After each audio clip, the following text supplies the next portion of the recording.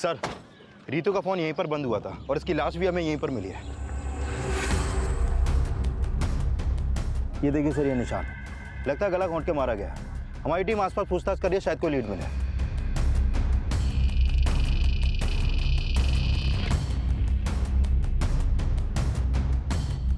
Forensic team कब तक आ रही है? बस आने वाली है सर। सर, इन्होंने ऋतु के साथ यहाँ किसी औरत को देखा था। पहले तो इस औरत को हमने यहाँ अकेला देखा था।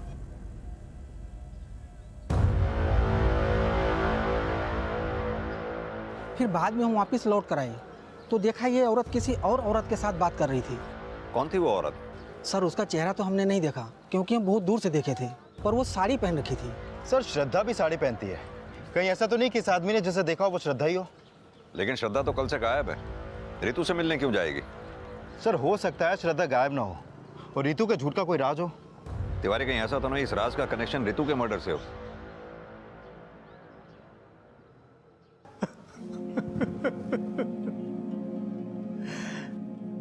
मैंने सीताराम के घर के आस पड़ोस में भी पूछताछ की। प्रॉब्लम उस फैमिली में है, वहाँ किसी की किसी से नहीं बनती। लेकिन घर वाला ऐसा कौन होगा जिसका श्रद्धा को गायब करके ऋतु के मर्डर से कोई फायदा हो? सर, श्रद्धा क्यों गायब हुई इसका अभी तक हमारे पास कोई लीड नहीं है, लेकिन ऋतु के मर्डर में श्रद्धा के कनेक्शन की एक थ्योरी बनती है। कैसी थ्योरी? सर, पता चला है कि श्रद्धा के भाई संकल्प को ऋतु के पति विशाल ने सीताराम की दुकान पर काम पे लगवाया था और काम पे लगने के 6 महीने बाद ही श्रद्धा की शादी सीताराम से हो गई थी। यानी कि तुम ये कहना चाहते हो कि श्रद्धा की शादी सीताराम से होना विशाल की कोई साजिश है? नॉट श्योर, लेकिन हो सकता है सर। और ये भी हो सकता है कि इस राज का पता सीताराम की बेटी ऋतु को भी चल गया हो। तो तुम्हारे कहने का मतलब है कि ऋतु के साथ जो औरत देखी गई थी वो श्रद्धा थी और श्रद्धा ने ही ऋतु का मर्डर विशाल। साहब, श्रद्धा अपने सारे गहने जेवर यहीं छोड़ के चली गई और आप ये कहते हैं कि उसने हमको चुना लगाया? हम नहीं कह रहे, आपके बेटे ने कहा है। वो श्रद्धा पापा जी को चूना लगाकर भाग गई। ऐसा कुछ नहीं हुआ साहब। आपके बेटे अमित और दामाद विशाल, इनके बारे में आपकी क्या राय है? क्या इन्होंने यह कांड किया होगा? साहब, ना तो ये कांड हमने किया है ना हमारे दामाद या बेटे ने। ये जरूर किसी बाहर वाले का काम है। फिलहाल इस केस में पुलिस को किसी भी बाहर वाले का हाथ होने का कोई क्लू नहीं मिला था। शक के घेरे में अब तक सिर्फ घर वाले थे। सीताराम, अमित, विशाल सब रडार पर थे और इसी दौरान पुलिस को एक ऐसी इंफॉर्मेशन मिली जिसने इस केस का रुख ही बदल दिया। सर, जिस दिन श्रद्धा गायब हुई उसी शाम मीरपुर पुलिस को एक लाश मिली थी। उस लाश की पोस्टमार्टम रिपोर्ट के मुताबिक उसकी हत्या उसके सर पे किसी भारी चीज से वार करने से की गई और फिर उसका चेहरा जला दिया गया। और सर, पोस्टमार्टम रिपोर्ट के मुताबिक उसकी उम्र 24 साल के आसपास की होगी। और सर, उसके पास से सीताराम की मिठाई की दुकान का विजिटिंग कार्ड भी मिला था। ये श्रद्धा के घर वालों को शिनाख्त के लिए बुलाओ। बोलिए। क्या बोलिए सर, इसका तो चेहरा भी जला हुआ है। कैसे पहचानेंगे कि ये श्रद्धा है? इस बॉडी के चेस्ट में राइट साइड में एक तिल है। ये क्या श्रद्धा की बॉडी पे ऐसा कोई तिल था? इसके बारे में तो हमें कुछ नहीं मालूम। सर, कोई प्रेग्नेंट लड़की मरे तो उसकी जांच से ये पता चल सकता है कि वो प्रेग्नेंट थी। श्रद्धा प्रेग्नेंट थी? जी सर, दरअसल पापा जी, सासू माँ ने मुझे मेरा मतलब है कि ऋतु को इसके बारे में बताया था। ऐसा ऋतु ने मुझे बताया था। जी, ये लड़की तो प्रेग्नेंट नहीं थी। सीताराम जी, हाँ, क्या श्रद्धा प्रेग्नेंट थी? इसके बारे में हमें कुछ पता नहीं है। हाँ, शायद हमारी बेटी को बताया हो।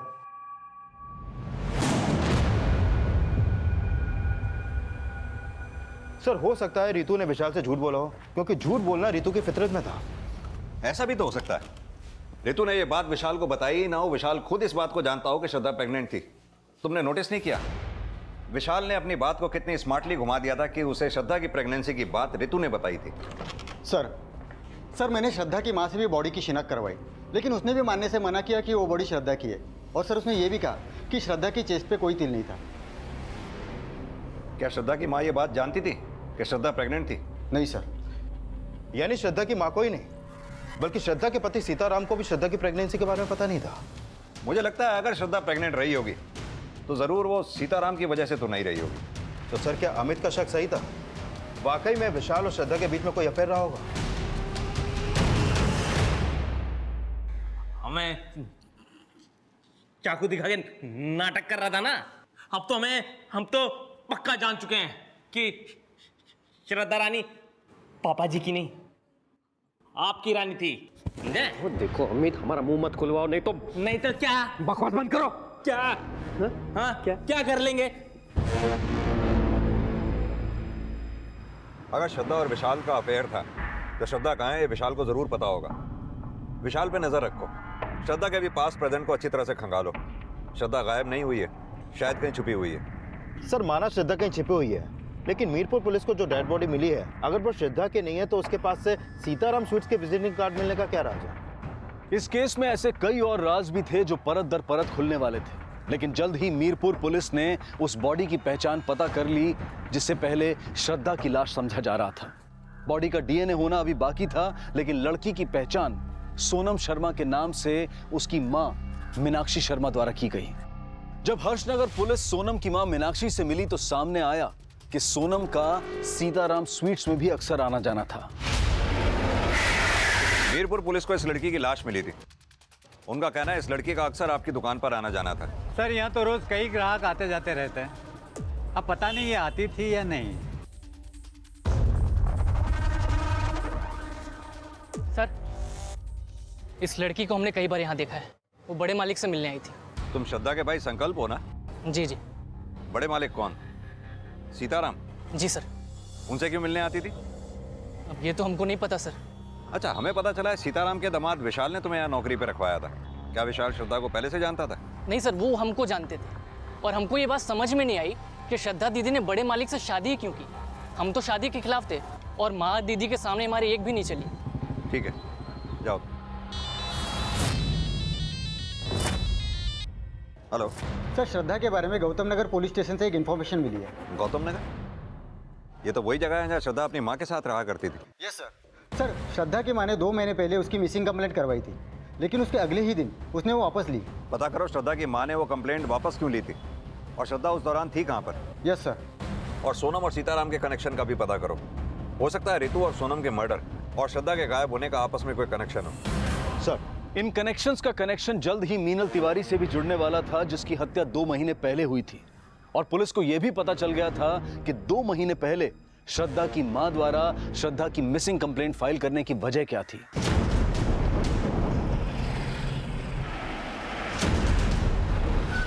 साहब, दरअसल उस दिन श्रद्धा हमको बिना बताए अपनी किसी सहेली के घर चली गई थी और हमें लगा कि वो कहीं खो गई, इसलिए हमने पुलिस कंप्लेंट की। लेकिन जैसे ही श्रद्धा घर वापस आई, हमने वो कंप्लेंट वापस ले ली थी। झूठ बोल रही हैं आप। श्रद्धा उस दिन अपने किसी फ्रेंड के यहाँ नहीं गई थी, बल्कि बिष्णुपुरा में एक मैटरनिटी क्लिनिक में अपना इलाज करवा रही थी। ये उस क्लिनिक के पेपर हैं। श्रद्धा वहां इलाज इसलिए करवा रही थी क्योंकि उसका रेप हुआ था। रेप? नहीं सर, हमें नहीं पता कि श्रद्धा का रेप हुआ था। कहीं ऐसा तो नहीं कि आपने श्रद्धा का रेप किया और उसकी माँ को पैसे देकर उसका मुंह भी बंद कर दिया और श्रद्धा से शादी भी कर ली? नहीं साहब, हम इतने भी गए गुजरे नहीं है, बल्कि हमें ये सुन के धक्का लग रहा है कि हमारी बेटी के साथ इतना बुरा हुआ और उसने हमें कुछ भी नहीं बताया। माना कि आपसे श्रद्धा ने ये बात छिपाई, आपको क्या लगता है ये काम सीताराम का होगा? सर, श्रद्धा का हम रेप करते तो वो हमसे क्यों शादी करती? हमें तो लगता है कि हमसे ये बात छिपाई गई है कि श्रद्धा का रेप हुआ था। तो हो सकता है सीताराम जी कि अभी ये बात आपको पता चल गई और आपने श्रद्धा को गायब कर दिया या फिर करवा दिया। नहीं, हमने ऐसा कुछ नहीं किया। श्रद्धा की मेडिकल रिपोर्ट के मुताबिक श्रद्धा के साथ रेप हुआ था। ये श्रद्धा और सीताराम कुछ भी बोलें, लेकिन श्रद्धा और सीताराम की शादी की वजह इस रेप से ही जुड़ी है। मतलब सीताराम ने हमसे झूठ बोला था कि उन्होंने मैचमेकर.com पे अपनी शादी के लिए रजिस्ट्रेशन किया और उसी साइट के थ्रू श्रद्धा ने उन्हें पसंद किया। अभी भी एक्टिव है। पिछले दिनों श्रद्धा उसी आईडी के थ्रू यूट्यूब चैनल पे गर्भ संस्कार के वीडियो देख रही थी। सर, उनके वीडियो तो प्रेगनेंसी से संबंधित होते हैं, यानी श्रद्धा प्रेग्नेंट है, उसका ईमेल आईडी भी एक्टिव है, मतलब वो गायब नहीं है। सर, लास्ट टाइम उसने जिस आईपी एड्रेस के थ्रू लॉगिन किया था वो आगरा के एक साइबर कैफे गए। आगरा पुलिस से कांटेक्ट करो, पता करो श्रद्धा खुद साइबर कैफे गई थी या फिर कहानी कुछ और ही है। सर, सीताराम के नंबर पे कॉल किया तो उसके दामाद विशाल ने फोन उठाया। सीताराम ने सुसाइड कर लिया। क्या?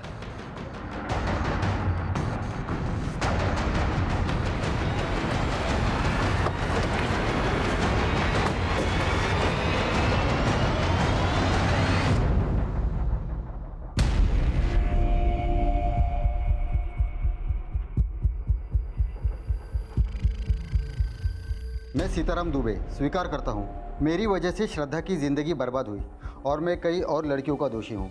मैं अपना गुनाह कबूल करता हूँ, इसलिए आत्महत्या कर रहा हूँ। सीताराम दुबे। क्या सीताराम ने वाकई आत्महत्या की थी? फिलहाल इसकी जांच चल रही थी, लेकिन सुसाइड नोट में श्रद्धा के अलावा जिन लड़कियों का नाम आया था वो कौन कौन थी? सर, सीताराम के मैट्रिमोनी अकाउंट से उनकी जिन जिन लड़कियों से चैटिंग होती थी उसमें सोनम के अलावा एक मीनल तिवारी नाम की भी लड़की थी, और 2.5 महीने पहले मीनल की भी हत्या उसी तरीके से हुई जिस तरीके से सोनम की हुई थी। मीनल और सोनम की तो हत्या हुई, लेकिन श्रद्धा के गायब होने का क्या राज हो सकता है? सर, आगरा के जिस साइबर कैफे में श्रद्धा के आईडी पर लॉगिन किया गया वहां पर कोई भी सीसीटीवी नहीं लगा, और ये पता चला है कि जब सोनम की हत्या हुई उस समय सीताराम के फोन की लोकेशन सोनम की फोन की लोकेशन से अलग थी। और सर, ये भी पता चला है कि सीताराम के मैट्रिमोनियल अकाउंट को उसके लैपटॉप और उसके दुकान के पीसी से ऑपरेट किया जाता था। Excuse me sir. हेलो। ठीक है सर, आगरा से पीएसआई यादव का फोन था। जिस साइबर कैफे से श्रद्धा के आईडी पर लॉगिन किया गया उस गली में एक सीसीटीवी मिला है, उसमें श्रद्धा कैप्चर हुई है। श्रद्धा अगर जिंदा थी तो फिर मीनल और सोनम की हत्या का राज क्या था? क्या श्रद्धा के गायब होने का कनेक्शन मीनल और सोनम की हत्या से जुड़ा हुआ था? क्या सीताराम की आत्महत्या कोई साजिश थी? सर, जिस दौरान मीनल की हत्या हुई तब भी सीताराम के फोन की लोकेशन मीनल की फोन की लोकेशन से मैच नहीं करती। सर, कहीं ऐसा तो नहीं कि सीताराम को फंसाने के लिए कोई और उनकी आईडी से चैट करता हो? सीताराम ने हमें खुद ये बात बोली थी कि उसका मैचमेकर.com पे अकाउंट था और उस अकाउंट को वो खुद ऑपरेट करता था। वहीं दूसरी तरफ भीष्मनगर मैटरनिटी क्लिनिक वालों ने भी ये साफ किया था कि श्रद्धा के साथ रेप हुआ था। सर, ऐसा भी तो हो सकता है कि श्रद्धा की कोई चाल हो, वो सीताराम को ब्लैकमेल कर रही हो, और इसमें उसका साथ विशाल ही नहीं बल्कि उसका भाई संकल्प भी उसका साथ दे रहा हो। इन सबको अच्छी तरह से खंगालो, और सीताराम के बेटे अमित को भी। सर,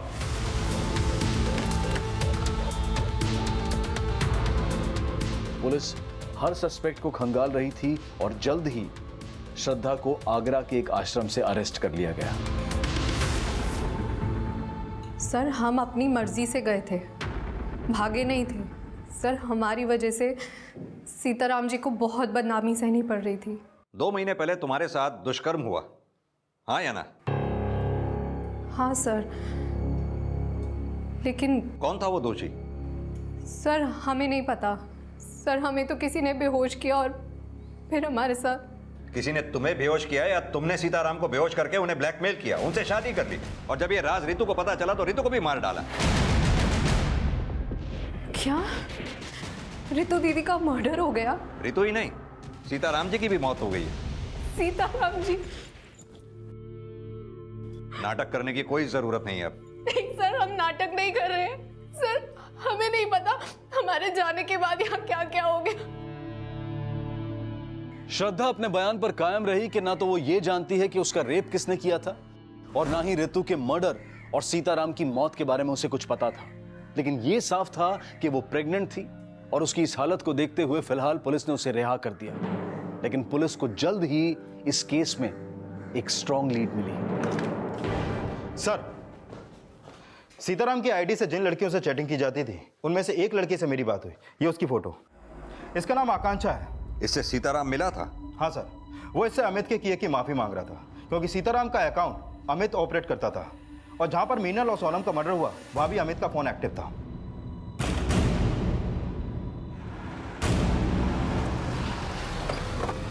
हमने जो भी किया सर, अपने बाप के कहने पे किया सर। उन्हें लड़कियों का शौक था सर, लेकिन हमने किसी को मारा नहीं सर, उसी ने मारा। इसीलिए तो उसने सुसाइड की सर। उन्होंने सुसाइड इसलिए की क्योंकि वो तुम्हें बचाना चाहते थे। तुम्हारा किया अपने सर पर लेकर मर गए और तुम अभी भी उन्हें कोस रहे हो। झूठ बोल रहे सर, झूठ बोल रही है। नहीं सर, हमारे सच का सबूत हमारे पेट में पल रहा है। इसी ने हमारे साथ रेप किया था। अमित की पहले से ही हम पर गंदी नजर थी, और फिर एक दिन हमारे साथ हमने वो बातें सीताराम जी को जाकर बताई, और हमने कहा कि हम अमित को जेल पहुंचाएंगे। लेकिन फिर वो हमारे सामने गिड़गिड़ाने लगे। सीताराम जी ने हमसे कहा कि वो हमसे शादी कर लेंगे, और जब हमने अपनी माँ को ये बात बताई तो उन्होंने भी इस रिश्ते के लिए हाँ कह दी।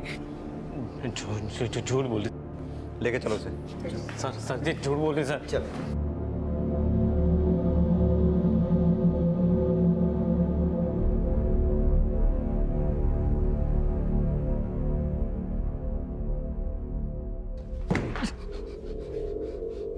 हमें लड़कियों से नफरत है। सब सेल्फिश होती हैं, सबको सिर्फ पैसे से प्यार होता है। मीनल और सोनम ये बात जानती थी कि तू अपने बाप के अकाउंट से उनसे चैट करता था? हाँ, और उनको कोई एतराज़ भी नहीं था। सब हमसे रिश्ता रखे हुए थे, क्योंकि हमारा बाप पैसे वाला था ना। लेकिन हमने किसी को चेप नहीं होने दिया। लेकिन जब मीनल चेप हुई तो उसको मार दिया।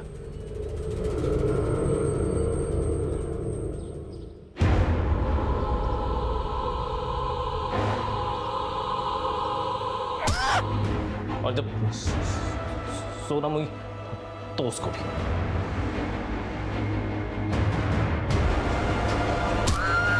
हमारा बस चलता तो हम श्रद्धा को भी मार देते। लेकिन अपनी बहन रितु को क्यों मारा? हमने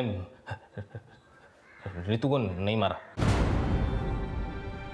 अमित ने रितु का मर्डर नहीं किया था, और सीताराम की पोस्टमार्टम रिपोर्ट और सुसाइड नोट पर मिली हैंडराइटिंग के सीताराम की हैंडराइटिंग से मैच होने की वजह से यह माना जा रहा था कि सीताराम ने आत्महत्या ही की होगी। लेकिन रितु की हत्या किसने की थी? सर, श्रद्धा की मां लक्ष्मी की एक इंफॉर्मेशन मिली है। जिस दिन रितु का मर्डर हुआ उसकी फोन की लोकेशन उसी एरिया की थी जहां पर हमें रितु की लाश मिली। तो हो सकता है रितु के साथ जो औरत देखी गई थी वो श्रद्धा की मां ही हो। साहब, हमसे भूल हो गई साहब। जब रितु गायब हुई तो हमें पता चला कि आप लोगों को रितु पे शक है, क्योंकि उसने आप लोगों से झूठ बोला था कि श्रद्धा किडनैप हो गई थी, और तब हमने रितु का पीछा किया।